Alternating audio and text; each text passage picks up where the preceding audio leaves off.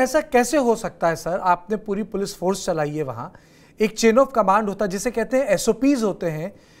Minor criminal हो, SOP dilute हो तो मैं समझ सकता हूँ, पर ये तो डॉन, कुख्यात अधिकारी, मतलब इस अतीक अहमद के बारे में किसी को बताने की जरूरत नहीं होनी चाहिए किस तरीके का आदमी था। तो ऐसे में एसओपीज कैसे डाइल्यूट हो सकते हैं सर? देखिए, अतीक को अगर आप कहें इंडियाज मोस्ट वांटेड और अशरफ को कहें सेकंड इंडियाज मोस्ट वांटेड तो अतिशयोक्त न होगा। और उसमें इस प्रकार की प्रमाद और लापरवाही, मुझे कुछ जो आभास हो रहा है कि साबरमती से यहां तक लाए, दोबारा ले गए, दोबारा सकुशल ले आए, तो खुशफहमी थे कि हम बिल्कुल ओवर कॉन्फिडेंस में हैं। और ये ओवर कॉन्फिडेंस उनकी बॉडी लैंग्वेज में साफ दिख रहा है। लेकिन जैसा आपने कहा, अतीक और अशरफ के मामले में तो बिल्कुल चट्टान की तरह आपको खड़ा रहना चाहिए था। किसी भी अवांछित और अनचेक्ड आदमी को आने नहीं देना चाहिए था। हुआ उसके बिल्कुल उल्टा, और इसमें कोई माफी का खाना नहीं है। गार्ड्स एंड एस्कॉर्ट रूल्स आज का नहीं, अंग्रेजों के जमाने का ये प्रोसीजर है। सेक्शन 55 क्रिमिनल प्रोसीजर कोड ये अंग्रेजों के जमाने का ये है, और आज तक निष्ठापूर्वक किसी ने लागू किया जा रहा है। और इसमें डिसमिसल तक का प्राविधान है कि अगर अभिरक्षा में, इसको कहा जाता है क्रिमिनल ब्रीच ऑफ ट्रस्ट, अमानत में खयानत। और इसलिए मैं कह रहा हूं कि ये चीज जो है अक्षम्य थी, और इसमें और अधिक सुपरवाइजरी ऑफिसर्स की मौजूदगी की जरूरत थी। ब्रजेश, जिस तरीके से बताया विक्रम सिंह जी ने कि इसमें क्या क्या खामियां थीं, वो तो एक हिस्सा हो गया, लेकिन इसमें एक स्टोरी का दूसरा हिस्सा ये भी है कि अपार्ट ऑफ हिज फैमिली वो अभी भी एब्सकॉन्डिंग है। उसके फैमिली का एक हिस्सा जेल में है। आपको क्या लगता है कि किस तरह की प्रशासनिक कार्रवाई आने वाले वक्त में हो सकती है? अब देखिए, अतीक अहमद का राज तो एक तरह से मानिए कमोबेश पूरी तरह से नेस्तनाबूद हो गया है। बहुत रेयर होता है कि इतने बड़े गैंगस्टर का बेटा भी अपने बाप की लेगेसी को आगे उसी लेवल तक ले जा पाए।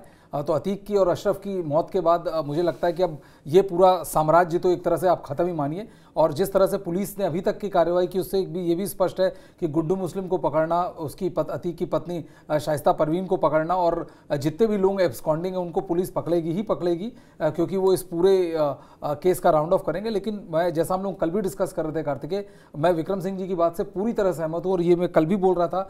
और विक्रम सिंह जी ने आज इसको इतने अथॉरिटेटिवली, एलुसिडेटली इस चीज़ को बोला कि सबसे बड़ी गलती अतीक अहमद का क्रिमिनल होना। अतीक अहमद की मौत से मुझे नहीं लगता किसी को भी किसी भी प्रकार की संवेदना होगी और वो होगी। लेकिन जिस तरह से जो घटना हुई और जिस तरह से उस घटना के बाद का रिएक्शन था, वो बहुत ही शर्मनाक हैंडलिंग थी पुलिस की। और मुझे नहीं लगता कि इस लेवल के गैंगस्टर को, जिसको विक्रम सिंह जी इंडिया के नंबर 1 मोस्ट वांटेड और नंबर 2 मोस्ट वांटेड कह रहे हैं, उनकी हैंडलिंग इस तरह से कैलवसली हैंडल किया जाए, मतलब ये एक तरह से क्रिमिनली हैंडल किया गया था इसको। हमारे साथ रॉय तपन भारती जी भी मौजूद हैं। शाइस्ता की चिट्ठी को कैसे देखा जाए with a pinch of salt sir? देखिए, उसे अतीक को तो आशंका थी कि वो आज न कल मारा ही जाएगा। प्लान ढंग से उस तरह से हमें डिटेल में समझना पड़ेगा कि ऐसा गैंगस्टर कहीं कहीं दिखाई पड़ते हैं, और यूपी में निकला बढ़ा, और साबरमती जेल से भी ये ऑपरेट करता था किस तरह के काम को। तो इसकी तैयारी थी, इसके एडवाइजर भी बहुत सारे लोग थे, क्योंकि इसके पीछे बहुत बड़ा आर्थिक साम्राज्य था। इसके पास जमीन कब्जा करने का इसको शौक था। वो करोड़ों की जमीन दूसरों को भी बांटता था। इसके साथ हिस्सेदारी बहुत लोगों की थी।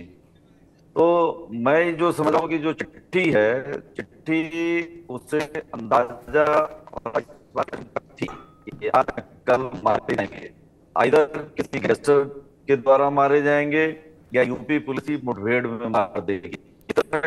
चिट्ठी किसी पुलिस अधिकारी को इशारा कर रखा है, ऐसा संकेत आ रहा है। आने वाला समय बताएगा कि क्या जानबूझकर या डरा हुआ था।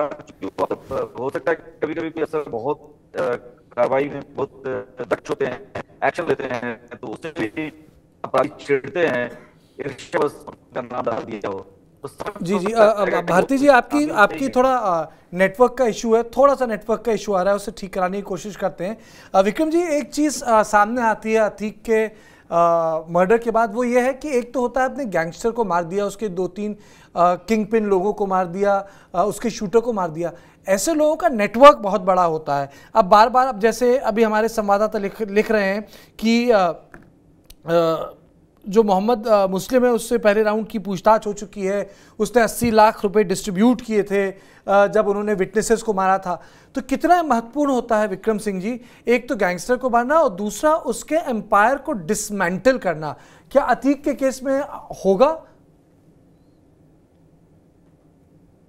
निस्संदेह ये होना चाहिए और होगा, क्योंकि गैंग के अगर सिर्फ जिसको फौज की भाषा में कहते हैं to cut the head of the cobra, सांप के सिर को काट देना। मैं इसको कह रहा हूं कि इसको उपमा के रूप में ले, बनिस्बत इसके कि इसको बिल्कुल यथार्थ है कि आप सर काटना चाहते हैं, हरगिज नहीं।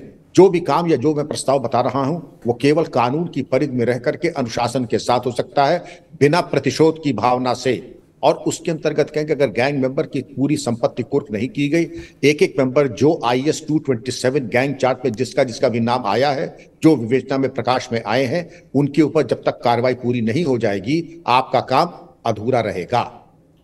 विक्रम सिंह जी, एक चीज जब हम अतीक के बारे में बात करते हैं तो उसके पास्ट को भूल जाते हैं।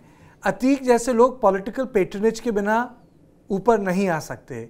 ये लोग चुनाव लड़ते हैं, ये लोग विधायक बनते हैं, 2004 में सांसद बनते हैं, और फिर जब सरकार गिरने वाली होती है तो जेल से निकल के आते हैं और इनका वोट भी काउंट हो जाता है विक्रम जी, उनको वोटिंग भी कराई जाती है। और फिर वो और मैं था उस वक्त, मैंने वो कवर किया था लोकसभा, मैंने खुद अपनी आंखों से देखा था। एक आदमी लाया गया था, मुझे याद है UPA 1 का था, एक आदमी लाया गया था। और उसके बाद जब ये बहुत बड़े हो जाते हैं, जब जिसे कहते हैं they bite the hand which feeds it, मैं एक जनरल एनालॉजी में बात कर रहा हूँ, जब वो हर जगह सरदर्द हो जाते हैं तब इनको पकड़ा जाता है।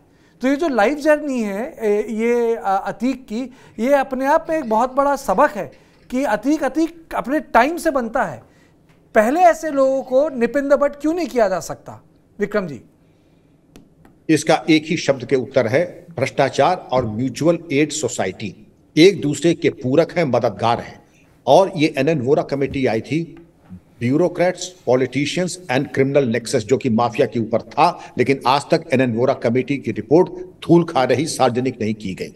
इससे तो पूरा देश को प्रभावित है। और जिस तरीके के अपराध इनके द्वारा किए गए, देश में खून अगर कोई लगा रहा है तो ये गठजोड़ अफसर, अपराधी और राजनेता, जितनी लूट इन सेगमेंट ने की है उतनी तो अंग्रेजों ने भी नहीं की होगी, जितनी लूट इन 3 सेगमेंट से की है। अब हम आते हैं इसके ऊपर क्यों नहीं होता है।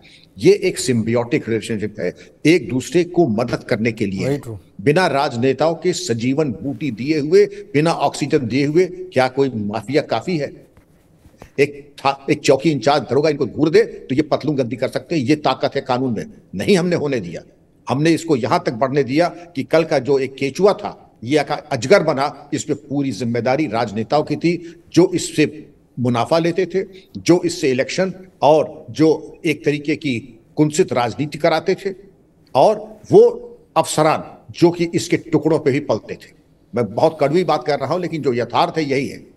एक एग्जाम्पल ये है कि मेरे बारे में बहुत से टॉप माफिया यूपी के, उन्होंने कहा था कि अगर उनकी हत्या होती तो मेरी जिम्मेदारी मानी जाए, मेरी यानी विक्रम सिंह की। मैं IPS में एक अनुशासित अधिकारी हूं, किसी की हत्या करना मेरे मिजाज में नहीं है। और कुछ DM SSP ये कहते थे कि इनको, मुझे यहां से अमुक जेल से हटा दीजिए क्योंकि ये यहां पे मौजूद है, मैं बड़ा भयाक्रांत हूं। भयाक्रांत आप इसलिए हैं क्योंकि आपका कार्य और आचरण इतना निम्न कोटि का है कि आप में नैतिक साहस नहीं कि आप उनके ऊपर कोई कार्रवाई कर सके। रिजल्ट आपके सामने है। ये जो गठजोड़ है ये एक दूसरे को मुनाफा देने के लिए है, लाभ देने के लिए, चाहे राजनीतिक हो या आर्थिक या दोनों। विक्रम सिंह जी, आपने बोला ना NN वोरा कमेटी के बारे में, जिस प्रकार से वीरप्पा मोइली की एडमिनिस्ट्रेटिव रिफॉर्म कमेटी भी धूल चाट रही है। 3 साल तक उसकी प्रेस कॉन्फ्रेंस मैंने कवर की है 2004, 5, 6 में। और सुप्रीम कोर्ट में पुलिस रिफॉर्म्स का वो है, कोई राज्य इंप्लीमेंट नहीं कर रहा। इतना जो हमारी जो पॉलिटिकल क्लास है डरती क्यों है? ऐसे NN वोरा रिफॉर्म क्या कर देगी? ये क्या, ऐसा क्या हो जाएगा? क्या पुलिस हमारा देश का पुलिस स्टेट बन जाएगा? ऐसा क्या है कि एक ऑटोनॉमी और जिसे कह सकते हैं अनरिस्ट्रेन्ड ऑटोनॉमी, उन दोनों में फर्क होता है भाई। पुलिस एक हमारे कॉन्स्टिट्यूशन के संदर्भ में ही काम करेगी, तो इतने डरते क्यों ये लोग नेता? डरने का एक ही कारण है, क्योंकि एक दफा मैं वही समाज में हूं जहां आप हैं, मैं हूं, मैं कहीं बाहर से नहीं आया हूं। मैंने बहुत राजनेताओं से, विभिन्न राजनीतिक दलों से यह पूछा, आप पुलिस जो प्रकाश सिंह बनाम भारत सरकार है, आप उसको लागू क्यों नहीं? तो लॉ ऑफ द लैंड है, आप अमर हो जाएंगे। सभी राजनीतिक दलों के नेताओं ने कहा, विक्रम सिंह जी, जिस दिन हम पुलिस सुधार लागू कर देंगे ना, उस दिन हम फिर कोई और काम धंधा सोचेंगे। हमारी राजनीति चलती ही इस अपंग और अपाहिज पुलिस व्यवस्था के कारण है। थाने और चौकियों से ही हमारी राजनीति शुरुआत होती है। हमारे कहे पर एफआईआर, हमारे कहे पर फाइनल रिपोर्ट, हमारे कहे पर चार्जशीट, हमारे कहे पर गिरफ्तारी और हमारे कहे पर जमानत। आप स्वयं समझ सकते हैं कि जो समीकरण हैं, मुझे नहीं लगता है कि पुलिस सुधार या एडमिनिस्ट्रेटिव रिफॉर्म्स या एनएनवोरा कमेटी की संस्तुतियां लागू होने वाली हैं। एकदम पते की बात बोली ब्रिजेश विक्रम सिंह जी ने। मूल बात यह है कि आप सिस्टम को रिफॉर्म नहीं करेंगे। उस सिस्टम में जैसे उन्होंने बोला केचुए अजगर बन जाएंगे, फिर आप बोलेंगे कि भाई अजगर का तो पब्लिक जस्टिस चाहिए, और फिर उसके बाद डिबेट हो जाएगी भाई, जिसे कहते हैं कि आप डिफेंड कर रहे हैं उसे। नहीं, हम उसे डिफेंड नहीं कर रहे हैं, हम तो कह रहे हैं कि ये गलत तरीके से हुआ। बात यह है कि सिस्टम इतना वीक है कि केचुए का अजगर बनना तो तय है। देखिए, बहुत ऑनेस्टली बोलूं, विक्रम सिंह जी ने जितनी बातें बोली और जिस तरह से उन्होंने अपनी बात रखी है, उसके बाद बोलने लायक कुछ बहुत बचता नहीं है। अब विकास दुबे का कांड आप देखिए, विकास दुबे एक छुटभैया क्रिमिनल हुआ करता था, और जिस तरह से पुलिस और पॉलिटिकल पेट्रोनेज से वो इस लेवल तक, उसकी हौसले इस लेवल तक बढ़ गए थे कि उसने पुलिस वालों पर हमला करके उनको जान से मार डाला। और जो उसका एनकाउंटर हुआ था, बहुत लोगों का, जैसे अभी ये बात चल रही है कि शायद अतीक का एनकाउंटर इसलिए कर दिया गया या अतीक का मर्डर इसलिए कर दिया गया क्योंकि कुछ राज बाहर ना आ जाए। विकास दुबे के वक्त भी यही चीज़ चली थी कि बहुत सारे कई सीनियर अधिकारियों को साइडलाइन किया गया था, उनको सस्पेंड किया गया था, अपनी जगह से हटाया था।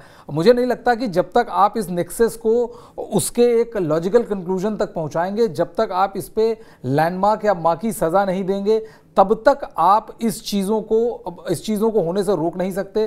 दोबारा गैंगस्टर्स आएंगे, दोबारा पुलिस पेट्रोनेज मिलेगी, दोबारा पॉलिटिकल पेट्रोनेज मिलेगी, और फिर इसी तरह का ये अंतहीन सिलसिला है। इससे किसी को कोई निजात नहीं मिलने वाली जब तक या तो आप अधिकारियों का एक एग्जाम्पल बनाएं कि जिससे आने वाले अधिकारी डरे कि नहीं, हम इस तरह की हरकत करेंगे तो गलत होगा, एडमिनिस्ट्रेटिव, या आप पॉलिटिशियंस। विक्रम सिंह जी, जैसे उन्होंने पुराने एक इनकाउंटर की बात की, आपको लगता है कि इस तरीके से खलबली तभी मचती है जिसमें अंतोगत्वा ये पुलिस वालों पे जब हमला करते हैं, जिसे कहते हैं पानी सर से ऊपर निकल जाए, उसी के बाद हरकत में आता है पूरा प्रशासन? दिखाई ये पड़ता है कि जब तक कि कोई कंपल्शन ना हो, वो एक्टिविटी, पुलिस का काम है प्रोएक्टिवली काम करना। सारे थाने के जो अभिलेख हैं, सारे थाने का movement, security proceedings, preventive action, और इसके अलावा जो प्रिवेंटिव डिटेंशन है, वो इसीलिए होता है कि आदमी प्रोएक्टिव रहे।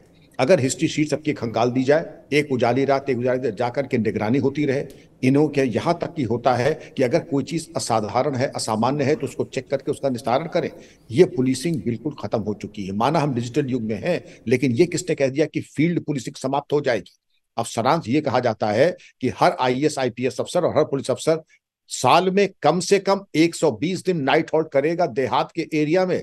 120 दिन तो छोड़ दीजिए, क्या 10 दिन या 5 दिन भी किया है? क्योंकि हम आदी हो चुके हैं एयर कंडीशनिंग के, इंटरनेट के, टेलीविजन के और वो सुविधा के, जो कि इन 120 दिन हमें मिलने वाला वहां नहीं है। कौन प्राइमरी स्कूल में जाकर के, धर्मशाला में, या जहां पर डाक बंगले नहीं है, वहां जाके पेड़ के नीचे रहने का आदी है? हम वो जमाना भी देखा कि आम की पेड़ के नीचे जाकर के रहते थे, कुएं से पानी निकालते थे, लेकिन 120 दिन अगर मैंडेटरी रिक्वायरमेंट था, इसलिए है, पिकनिक बनाने के लिए नहीं, एक एक क्रिमिनल की जन्म कुंडली खंगालने के लिए। वो जो बेसिक पोल्यूशन जिसको कहते हैं कि इंटेस्टाइन्स में आंत में हाथ डाल करके निकालिए, उसके आखिर है का माल आ कहां से रहा है? और हिस्ट्री शीट का एक खाना होता था। कौन से ऐसे पुलिसकर्मी हैं, प्रशासनिक अधिकारी जो उनकी मदद करते हैं? कौन से ऐसे राजनेता, फिर उनके ऊपर कार्रवाई होती थी। अब तो ये सब चीजें बिल्कुल किंवदंतियां की तरह हो गई हैं। हमने प्रोएक्टिव काम करना खत्म कर दिया, रिएक्टिव। और जब बिल्कुल आपका नजला कैंसर हो जाएगा, तब आप बाईपास सर्जरी की बात सोचते हैं, जो कि एक बहुत ही दुर्भाग्यपूर्ण स्थिति है।